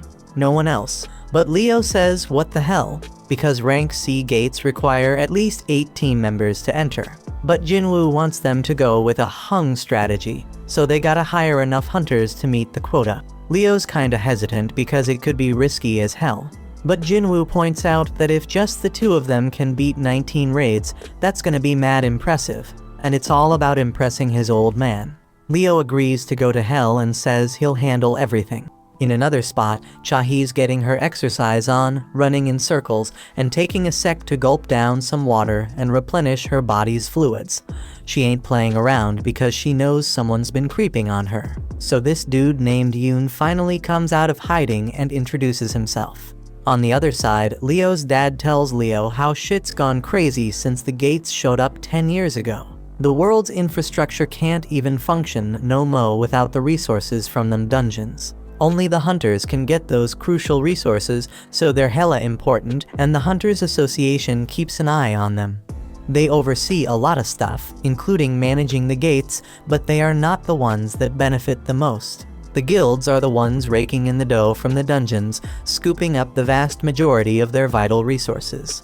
They are balling rich, man. We talking about the Hunter Guild, White Tiger Guild, Reaper Guild, Fame Guild, and Knights Guild, the top 5 guilds in the whole country. They got a monopoly on all the profits from their dungeons. But Leo's pops ain't having none of that. He ain't letting it go on like that. He knows they gotta establish their own guild to achieve his goal, straight up. Leo's thinking about how risky it would be to hire some unknown's rank to partner up with his bro. But if his pops picked him as the guild leader instead, that problem could be solved. Over at the park, Jinwoo's doing his own running. Homeboy notices that any extra exercise he does ain't getting counted anymore. That damn cursed loot box he was offered before ain't even an option now. So he pulls out a regular loot box, hoping to find something good, but all he gets is a bingo card. Not what he was hoping for, man. Time goes by and Jinwoo keeps training, but he realizes the 3 points he's getting ain't doing much anymore because he leveled up. Leo still gotta get his shit together before they can enter the C-rank dungeons, but Jinwoo has a realization. If he can get back into that penalty zone, he might be able to take on that centipede he faced before. But he knows the fight might be tougher than he thinks, and there ain't no guarantee he'll get any experience points from it. Just then, Jinwoo gets a notification to join a D-rank mission. But hold up, it's from the Hunters Association, so that means he won't be able to fight solo. Over at some dojo, Song finishes up schooling some kid, teaching him a lesson. The kid's like, "Damn, I wish I fought you when you were at your best." But Song's real with him, saying he can't change the fact that he only has one arm now. Then Song gets a notification to join a raid, and the kid's like, "Why you ain't retired yet?" Song has some messed up memories, and he's missing a major part of his body, so the kid apologizes for making him feel down. Song explains that his prime years are in the past, but he still wants to contribute to society in his remaining time. Over in another spot, we got this kid playing while her scaredy cat dad Kim watches. He gets the same notification and knows it's his next raid. His wife reminds him that he barely made it out alive from his last one, and she wants him to consider doing something else. But Kim tells her they need the money because their kid's starting school soon. He assures her that it's gonna be all good because the Hunters Association doesn't send low-ranked hunters on dangerous missions, except for that one time. So the whole fam starts professing their love for each other and shit. In another spot, Beak is straight up pissed about having to do some useless interview, and it only makes him angrier when Mr. Choi tries to butter him up. But he chills out when Choi points out that he's the most fit for the job. Turns out Choi called him to his office to let him know that Yujin Construction is starting its own guild. But Beak already knows all that, so he demands Choi tell him what he's really there for. In Juhee's room, her mom straight up tells her to give up on being a hunter. Juhee's a B-rank hunter, but her mom still thinks she'll just get in everyone's way. She wants Juhee to come home, but that just sets Juhee off. She declares that her mom needs to stop Trina control her life. Juhee says she can make her own decisions and proves it by hanging up on her. Juhee admits she might be in the way, but she still wants to try and get better, and right then, she also gets the notification about the D-rank raid. Back at the office, Chahi walks by Beak and tells Choi that some scout approached her. Turns out it was from Yujin Construction, and they wanted her to be their guild master. But she turned down the offer, though now she's curious about what they talked to Beak about.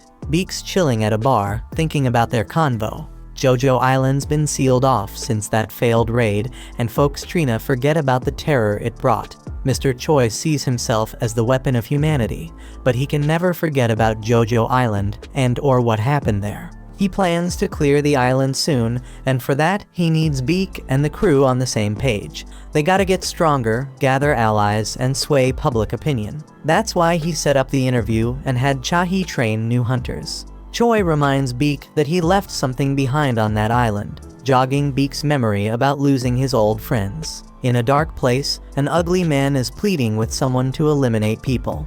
At Jinwoo's house, Gina's straight up shocked by how busy he's been.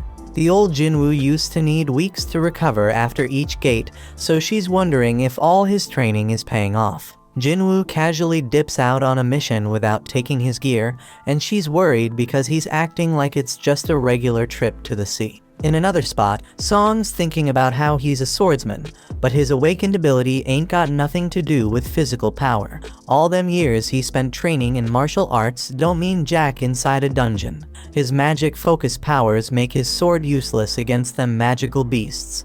Then out of nowhere, he bumps into Jinwoo and notices how different he looks. Jinwoo can't really explain why his leg's back, so Song assumes some high-ranked healer must have found him that day. Song ain't as lucky because too much time passed for his injury to heal. They reach the gate and are surprised to see it's a reunion. Kim feels ashamed to face them, but Song figures it makes sense after what he did. 5 survivors from that messed up day are back together, so he's wondering what the deal is. It's been a hot minute since Juhee saw Jinwoo, so she peeps how much he's changed too. Right then, some sketchy dudes roll up and start checking out Juhee like they have a thing for her. But Kong's there too, and he shuts them down, telling them to chill. Turns out these peeps are prisoner substitute hunters. Straight up hunter convicts Trina reduced their sentences. Song can't believe they gotta fight alongside criminals, but the woman assures them they won't be a problem. They were understaffed and had no other choice. Just in case though, Kong's rolling with them. He is a B rank, so if things go south, he can handle the 3 C rank criminals with ease. Jinwoo tells Juhee not to come along, but she ain't having it. The criminals get set free, and even they wonder if this is a good idea. Kong shuts them up again and reminds them what'll happen if they act up. He introduces himself to the others and promises he'll handle the criminals. Jinwoo lets Song take charge of the raid, and he appreciates it. Song takes full responsibility for failing that day and gives props to Jinwoo for being the only reason they all made it out alive.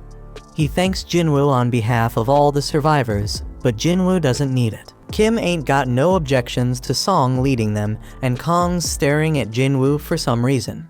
Everyone gets ready to enter the gate, and Song declares the raid officially started. Inside the dungeon, the prisoners straight up handle those goblins like monster. Song Chul wonders who the real beasts are and shows off his own power. They eventually wipe out the whole group of goblins, and Song's impressed with how much stronger Jinwoo's become.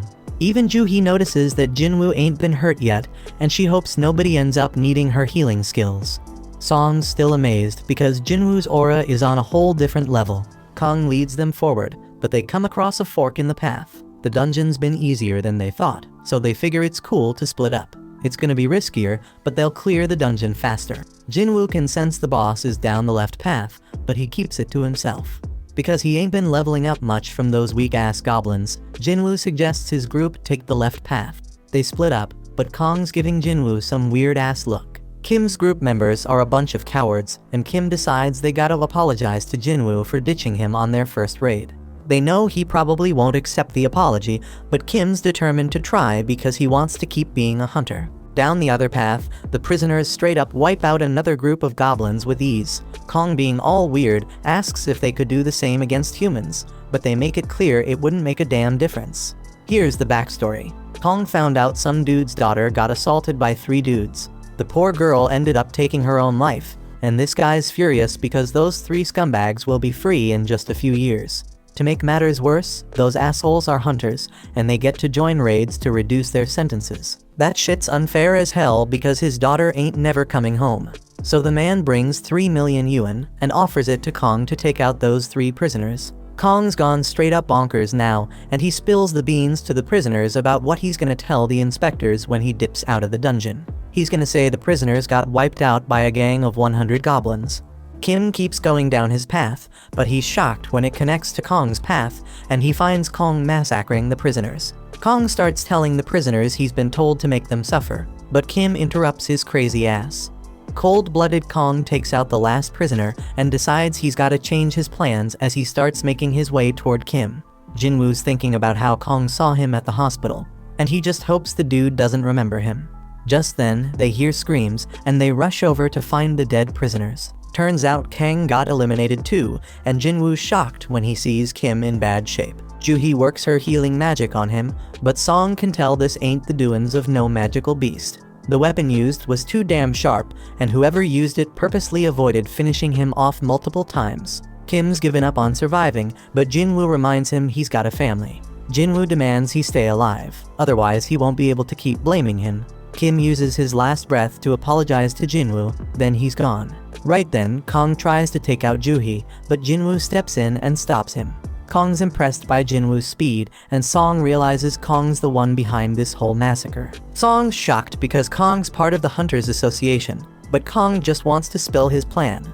Instead of blaming the goblins, Kong's gonna say the prisoners wiped out all the other hunters. He'll claim they tried to take him out, but failed, which is why he's the lone survivor. Song holds Jinwoo back because he doesn't think he can take on Kong. Instead, Song Chul steps up to fight him, even though he knows Kong's a B rank, a whole level above him. Juhee buffs Song up with strength, and he tries to use his sword skills to take Kong down. But damn, Kong manages to dodge every damn hit, and he gives props to Song Chul for knowing his shit. Jinwoo analyzes the situation and realizes Song Chul's holding his own, but he ain't fast enough to win. Kong lands a brutal blow, but gets annoyed when Juhee quickly heals Song. Kong decides he's gonna take out Juhee first, but Song steps in and stops his ass. Kong underestimated the old man, so Song lets him know he's trained as rank hunters before. His blade may be outmatched, but Kong points out that Song's power has its damn limits. Ain't no chance a mage type like him can beat an assassin type, so Kong brings him near death. Juhee's too scared to heal him, and Kong gets ready to finish off Song for good. But Song Chul pulls out his fire ability. But damn, Kong's too damn quick. He realizes Song Cheol used his sword to make him drop his guard against magic. Song Cheol was waiting for Kong to try and end his life, then bam! He hits him with a surprise fire blast. Kong sees through the plan though, and now Song Cheol's paying with his life. But wait a damn minute. Jinwoo finally steps in to put an end to the fight. Kong demands to know who the hell he is, and Jinwoo straight up says he's just an E-rank hunter. Kong doesn't believe him because he'd need some next level reaction speed to stop the attack he just used on Song. Kong can tell Jinwoo's hiding his power and figures he had a second awakening. The others are shaken, and Kong suddenly remembers Jinwoo from the hospital. The mana reader only read 10 back then, so Kong thinks this second awakening must have happened after that. This shit doesn't add up. It doesn't explain why Jinwoo was able to survive the double dungeon. But Kong doesn't give a damn, he's ready to take out Jinwoo. Jinwoo wants answers, so Kong says he is just dishing out justice by taking out the prisoners. But Jinwoo doesn't give a damn about them, but he wants to know why he eliminated Kim and Kang. He points out that Kong could have done it quickly and easily, but he didn't. Kong seemed to enjoy torturing and playing with them. Flashback to when Kong talked to the father, and he explains how he's been getting big offers from the top guilds. But he chooses to work for peanuts in the Hunter Association. Why? Because he finds killing people way more fun than killing beasts. A straight-up fight goes down between Kong and Jinwoo, and the two onlookers are blown away by their insane speed. Kong can tell they have similar builds, but he figures he's got way more experience fighting high-ranked opponents. He uses that experience to gain control of the fight, but he's shocked when Jinwoo asks him to tone down the bloodlust. But it's too damn late because Jinwoo's system is taking notice. The system, just like last time, tells Jinwoo that there are peeps present looking to take him out. Once again, Jinwoo gets a quest to eliminate his opponents. Jinwoo gets engulfed in some dark power, and Kong's confused because he thought he'd have the upper hand in this fight. But damn, Jinwoo straight up attacks, and Kong's shocked when he realizes he's been poisoned. They keep throwing down, but Kong's got something special to show Jinwoo too. He straight up disappears. He explains it's a stealth skill, making him invisible to sight, sound, and even smell. Only a few hunters can get their hands on that skill, and nobody knows he's got it. Kong manages to land a hit on Jinwoo and tells the others to back off and wait their turn. He's sure Jinwoo won't be able to do much with an injured leg. But damn, Kong's in for a surprise when Jinwoo instantly heals himself. Kong can't believe it because he's never heard of a combat hunter who can also use healing magic. Jinwoo's totally unpredictable, and that makes him one dangerous mofo. Jinwoo's changed big time, saying he just lost another emotion, and now he doesn't even need to get angry to take out scum like Kong. Kong realizes Jinwoo's taken human lives before, and Song is shocked to hear that. He figures Jinwoo's had to make some tough-ass decisions real quick, and that's why his appearance ain't the only thing that's changed. Kong tries to attack again, but he's in for a shock when Jinwoo tracks him by sensing his bloodlust. Kong still has a trick up his sleeve, but everything stops when Jinwoo activates his murderous intense skill. Darkness surrounds Kong, and he's straight up stunned when Jinwoo's blade goes through his chest. As Kong's life slips away, he mentions that he and Jinwoo are cut from the same cloth. They're both killing machines. The only reason he's dying is because he's weaker than Jinwoo. Kong still wants to know what the hell Jinwoo is. He's got assassin skills, healing powers, and debuffs, and Kong's never heard of anyone like that.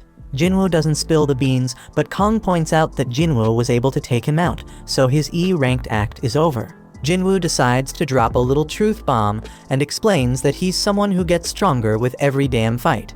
Kong can see that Jinwoo's gonna keep getting stronger and stronger, but he's got a warning for him: if he keeps chasing more and more power, that same power might end up taking control of him. Jinwoo completes his quest and gets rewarded. He's noticed that the stronger he gets, the more it feels like something inside him is falling apart. His friends thank him for saving their asses, but Jinwoo tells them to get the hell out of the dungeon. They're shocked because Jinwoo plans to clear the dungeon all by his lonesome, but they realize he's strong enough to pull it off. Outside, Woo's mind is blown when he learns Kong is secretly killing folks. He is shown the only survivors of the mission Kong was on, and he's straight up surprised to see that Jinwoo's one of them. He apologizes for what went down, but most importantly, he wants to know who took out Kong. Jinwoo realizes he can't keep his secret anymore, which means he gotta cancel his deal with Leo. Right before he spills the beans, Song straight up lies and claims he's the one who eliminated Kong. Song's just a C rank, so he explains he only won because he had a healer's help. Woo's skeptical because Kong's a top B rank hunter, but he buys Song's story. Just then, Jinwoo reminds himself that he cannot get overconfident. He couldn't tell before, but Woo's an A rank hunter. Jinwoo can sense his crazy-ass power now, and he knows he doesn't stand a chance against this dude in a fight with his current strength. Song determines that Jinwoo has a good reason for keeping a secret, so he tells Jinwoo that this is just him paying him back for what happened in the Devil Dungeon. That night, Juhee wonders if Jinwoo remembers the stone he gave her. Jinwoo and Juhee take a little stroll while chatting about how much Jinwoo's changed. Juhee's the total opposite because she ain't changed a bit, and she realizes she's too timid to be a hunter. She should really be joining them A rank raids, but she settles for the lowest rank ones instead. It ain't all that bad though, because it led her to meet Jinwoo, and she started healing him. The dude was always getting himself hurt, but she'll never forget how his eyes always had that determined look. Juhee gives back the crystal he gave her and spills that she's gonna retire. She's heading back to live with her folks, but they agree to hang out if they ever cross paths again. A look back shows that Woo was very skeptical of Jinwoo. He didn't believe some E rank like him could take down B rank Kong. Jinwoo was already found to not have had a reawakening, so we just let him be. But Woo did give him a warning though. Hun's brother Dongsu heard that Jinwoo and Leo were the only ones who survived after his brother got wiped out, so he might be coming after them. This shit's damn shocking because Dongsu's an S rank hunter. Dongsu probably doesn't give a damn about the facts, and is just pissed that Jinwoo made it while his brother didn't. Unfortunately for Jinwoo, the law can't do shit against S rank hunters, and they can bring either miracles or disasters. One of these monsters is after Jinwoo, so Woo suggests he gather his family and dip out of the country. But Jinwoo just sees this as another reason to get stronger, because if he doesn't, he ain't gonna survive. Jinwoo rolls up to meet Leo, but he's hella confused by what he sees. Leo explains that this is their strike team. He focused on finding people who have the skills to be hunters, but can't work for various reasons and are struggling to make ends meet. Jinwoo points out that he hired a high schooler, but she claps back saying she's a qualified hunter just like the rest. She does get a bit down when Jinwoo figures out she's an E rank with no raiding experience. But it doesn't really matter because Jinwoo lets them all know they'll be waiting outside while he and Leo handle everything. They're all getting paid 3 million yuan each, which is a sweet deal because they ain't gotta do shit. The only catch is they can't blab about it to anyone, or they gotta pay back 10 times what they got. Jinwoo got a stealth rune for taking down Kong, and he used it to learn stealth skills. Leo's all set to go, and Jinwoo's shocked to see he's rocking even more crazy expensive armor. Jinwoo straight up schools Leo on how dumb it is to rock that armor and demands he ditch it. But Jinwoo lets him keep the helmet at least, and they step into the portal. The other hunters think they're straight up insane for hitting up a C rank dungeon on their own, but they don't give a damn because the contract's already sealed. Jinwoo's sis wonders where her friend Songyi is, and turns out she's the high schooler on Jinwoo's strike team.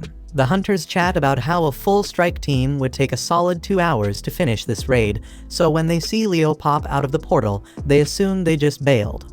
But they're in for a shock because the damn gate closes right after they step out, meaning they cleared the dungeon. The hunters can't believe their eyes, but Jinwoo tells them to hustle because he's ready for another portal. Their goal is to hit up 3 raids in a single day, but the hunters are still dumbfounded they even finished one. In another raid, Jinwoo straight up wrecks a bunch of goblins, while Leo wraps up the mining. Jinwoo mops up the goblins and levels up. The next raid's a success too, and Jinwoo levels up even more. Days go by, and the two keep clearing dungeons on their own. They start facing tougher and tougher monsters, but Leo can see Jinwoo's getting hella stronger too. Jinwoo's stealth skill is hella handy, and his dash skill levels up.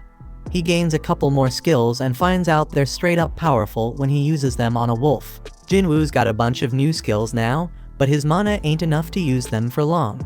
He chugs a potion for that and decides he's gonna focus on boosting his intellectual abilities moving forward. He also decides against heading back to the demon castle right now, because he considers himself somewhere between a B rank and a rank hunter. Just then, the system reveals that he has reached the required level for a job change quest. Somewhere else, the boss of another guild named On gets word that there's a strike team splurging double the market rate to snag some C-rank gates. Their leader's this rich kid Leo, but their team seems like a random mix. On recognizes the name Jinwoo from the double dungeon incident, and he gets this feeling that something interesting is going down. Meanwhile, Jinwoo and Leo come out another portal victorious. Jinwoo wonders if Song has some eye problem, but she says it's nothing. Back with On, his assistant is straight up shocked when he hears On thinking that Jinwoo's had a reawakening. Jinwoo managed to survive 3 major disasters, and every time, there was a damn high body count, but he always made it out alive. Reawakening's the only explanation, so On heads out to scout this promising rookie. On rolls up at Jinwoo's portal, but he's hella shocked because it looks like they're having some sort of picnic. Song-yi explains the area's off limits and makes it clear she's a hunter. She admits she's part of the strike team, and On's mind is blown when he realizes Jinwoo straight up left the whole crew behind to enter the dungeon solo. On thinks Jinwoo could be his biggest discovery yet, but he surprisingly just leaves. The dudes step out the gate, and Jinwoo spills to Leo that he's swamped tomorrow and can't make it for any raids, so they hold off on a few. Then we get a glimpse of this super weird scene, and Mr. Choi wakes up from that nightmare. He peeps at some paperwork and figures out it's almost time for the recon mission on Jojo Island. Jinwoo wraps up his day of raiding, and On introduces himself as the manager of the White Tigers Guild. The White Tigers Guild is one of the top guilds in the country, always hunting for new talent. On thankfully gets right to the point and offers to pay Jinwoo double what Eugen Construction is paying him if he joins his guild. On's hella confident Jinwoo's in E rank and can't turn down that offer. But he's in for a surprise when Jinwoo wants to know the worth of the White Tigers Guild headquarters.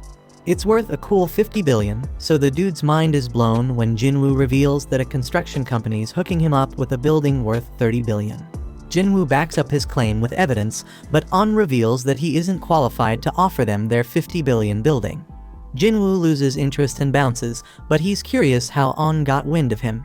Jinwoo puts fear in this dude, making sure he ain't snooping around, and then vanishes. On realizes that Jinwoo used stealth to cut him, and he's hella shocked when he considers Jinwoo's reawakening with that stealth ability. Jinwoo tells him not to turn around, so On explains he's just digging into who's buying up all the gates. Jinwoo demands to know who else knows about him, and On spills it's just him and one of his peeps. Jinwoo warns that if word starts spreading about him, they'll be the first suspects on his list. On agrees to keep everything on the down low, so Jinwoo reveals himself again. Jinwoo gotta keep snatching the gates for a while, but that's causing problems for the guild because they need to train new recruits. Jinwoo agrees to let them cop 3 gates from him, but On's straight up shocked when Jinwoo tells him they gotta cough up 300 million yuan for each. The dude begs Jinwoo to drop it to 200 million, and Jinwoo surprisingly agrees. They seal the deal for 3 gates, but their interaction ain't over because Jinwoo wants to hook On up with something. He tells On to close his eyes and open his mouth, and then Jinwoo hands him a healing potion for that cut on his face.